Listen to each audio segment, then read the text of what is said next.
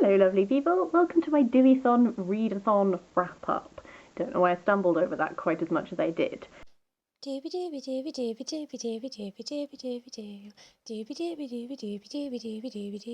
Vlogs.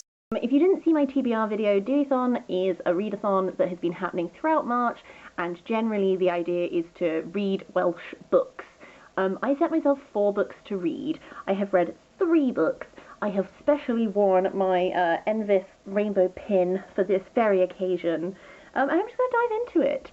Before I dive in, I'm going to say that the book that I didn't read is I didn't read Black Maria by Diana Wynne Jones. There's no other way to say this other than I left it at work, and due to the current working from home self-isolating situation, I don't know when I'm going to be able to get that book. I don't know when I'm going to be able to read that book. I look forward to my Diana Wynne Jones journey at some point, but now is obviously not the time. Moving into the books that I did read, I'm going to start with my fiction and then move on to my poetry. So the fiction book that I read for this was Tirzah and the Prince of Crows by Deborah K. Davies. This is set in a little South Wales village in the 70s. We follow Tirzah, and essentially why I was interested in this is that I knew that it had Welsh mythology running throughout it. I think if I hadn't have known that, I might have enjoyed this book a little bit more, because my critique of this book essentially is that there wasn't as much Welsh mythology as I had hoped, and actually you could have removed that aspect from the story and it wouldn't have impacted. That said, there were a lot of things that I did like about this book. So, we are with Tirzah. She is 16, she's in this little Welsh village, she's got her really old friend Osian. Osian seems to have developed feelings for Tirzah, and she doesn't really know what to do with them because she quite likes kissing boys, but she also knows that she doesn't have feelings for Osian. However, there is a guy called Bran, who is like a wild boy. He sort of has this pack of young boys, and he kind of lives in the woods and stuff like that, and Tirzah feels drawn to him, but equally, he's dangerous and blah, blah, blah. But amidst all of this is this very religious community. It just sort of follows Tirzah in this situation. Another reason why I think I maybe didn't enjoy this book as much as I could have is because I personally slightly struggle with books that are about small, closed, heavily religious societies whereby you I don't think it's a spoiler to say that from the outset you sort of know that Tirzah's going to end up clashing with some of these strictness and some of these rules and stuff. And that's not me criticising this book, that's me saying that that's a thing which I kind of struggle to read about because I find it deeply stressful. I think that what this book did, it did it well. In many ways, Tirzah to me feels like someone who she's very connected to the natural world, and in many ways she just doesn't deal well with constraints. She's just sort of herself, and so it kind of feels inevitable that she's going to clash with this small village and the rules they have and stuff, because she's just a person who just wants to follow her own path, that sort of thing. One thing that I really loved about this is I thought the world building was really well done. I think Deborah K. Davies had a lovely way of writing. I think she weaved I very clearly understood this place, and I very clearly the Welsh that she weaves throughout it, the descriptions of how everything looks like, stuff like this. I have visited Welsh towns like this, and I felt very rooted in place, and I felt quite rooted in characters as well. I think my struggle was that I wanted a tale that was more inspired by mythology. Really what I got was a very rooted tale in the actual lived experiences of living during the 70s in thing, and then breaking some rules and Fallout and stuff like that, I think this is a good book. I just think it wasn't necessarily the book I was looking for. On to the mythology note. The mythology that this is drawing on is, from what I can tell, Bran, obviously, big part of Welsh mythology. And what I found interesting is, the more I have thought on this, the more I have been slightly less harsh, I think, since I finished reading it. Because when I finished reading it, I was like, Bran, the character in this, is obviously drawing on Bran from mythology. And I just felt really, you could have just had him, all of these little allusions to stuff, they had no effect on what actually happened in this. And I felt a bit cheated initially when I finished it, because I was like, he could have just been a person, and all of these little like, oh, the crows and ravens and blah blah blah, like they didn't really add anything. But then the more I sort of thought about it, I also came up with, I wasn't sure if Tirzah was also supposed to be tied to Blodweth, because Tirzah is always associated with nature, and specifically she talks about flowers quite a lot in this, and Blodweth was made from flowers. And then at another point there's a white owl mentioned, and again in the myth Blodweth is transformed into an owl as punishment.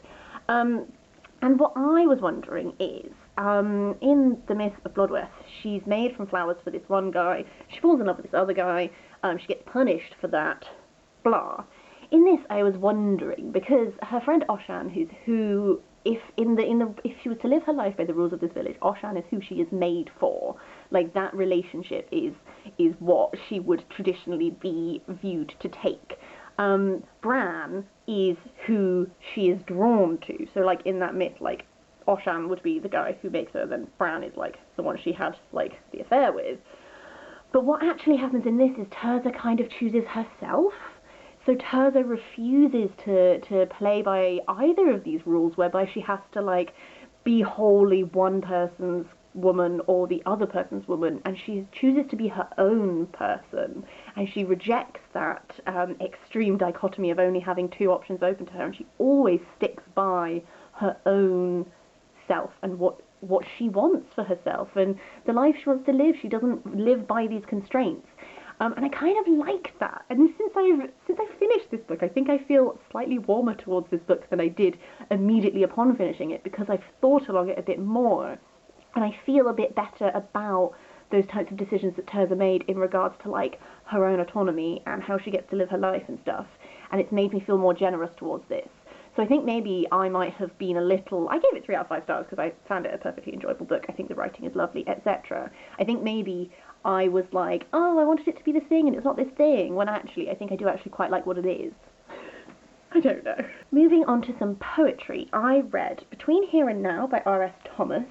This was really interesting. R.S. Thomas was a massive Welsh nationalist, but he only learnt to speak Welsh quite late in life. So he could only write poetry in English because he couldn't express his poetry through his Welsh, which is something that feels very, you know, there's a story there, there's like feelings there and stuff. This particular collection, I have another collection of R.S. Thomas which my boyfriend has now lent me to read at some point because I'd like to read more of his. This particular collection is reacting to Impressionist paintings in the Louvre, and then each painting he's written a poem about. It's also interesting because there's an aspect of reading this which is reading poetry, and you're like reading the poem and it's like, how does the poem make me feel? Then there's an aspect of reading this which is also just assessing his interpretation of the poems, and like, does this marry up with my interpretation of the poems, of the paintings? Does this marry up with my interpretations of the paintings? I felt like he was really good at, when it comes to landscape stuff, he was really good at summing up that mood that certain paintings evoked and stuff. I really felt like he was really able to put into words that. And then with some of the ones of people, there were some quite cutting insights. Whether or not those insights are true about the actual people that it was painted about, I don't know. One that I particularly liked was Basil's family reunion. Well-dressed, well-fed, their servants are out of sight, snatching a moment to beget offspring who are to overturn all this. It's this painting. I just felt like that was like a little like he spends the whole poem focusing on like how like put together and rich and blah these people are, and then that final bit of like everything being overturned and everything, you're like, ooh, I just found that really like punchy. So that was good. I enjoyed it. It was the first one I started with, and I enjoyed it enough that I now want to read his other poems that are not just about these paintings, but also they're a bit more about like him and his own beliefs, because I don't really know a lot about him, but I would like to explore him further. And then finally, the final book that I read was Under Milkwood by Dylan Thomas. I absolutely loved this. I've never read any Dylan Thomas before. I didn't really know what to expect because I have obviously heard many good things, but I didn't really know any details. I think my favourite thing about this is just like the rhythm and the alliteration and the assonance and like that sort of thing. Like, I read this aloud to myself quite a lot because it's one of those ones that's delightful to hear, and I know that there have been recordings of this, and I will be interested to go and like listen to some of the recordings of this. But yes, it had such wonderful sound to it. I feel like I might want to reread it at a later date to really take in, like, actually the meanings and stuff to what's being said, because I feel like a lot of the time, sometimes when I read poetry, I'm not always picking up on what they're talking about on my first read, because I'm really just focusing on, like, the sounds and how, like, the rhythm is and that sort of stuff. So I think this is one that I will need a reread of in order to, like, really get to grips with.